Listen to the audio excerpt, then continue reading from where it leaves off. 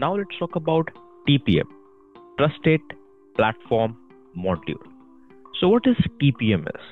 TPM is a dedicated chip we have into our system which is there for two functions. One is to store the keys, the hashes, and the other is to generate the keys and the hashes. So if let's suppose, for example, you want to sign into a system, your laptop, your desktop. So a login screen comes over your screen.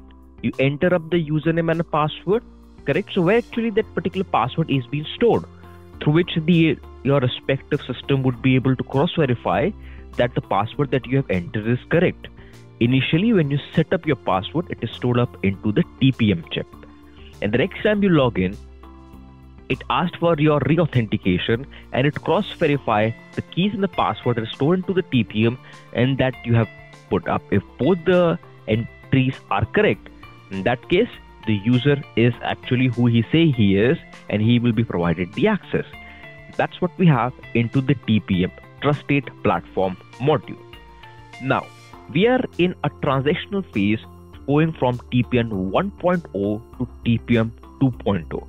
So if you are a Windows 11 user, it is highly recommended that you need to have in your system TPM 2.0. If not, Windows 11 or the latest OS would not be able to run into it.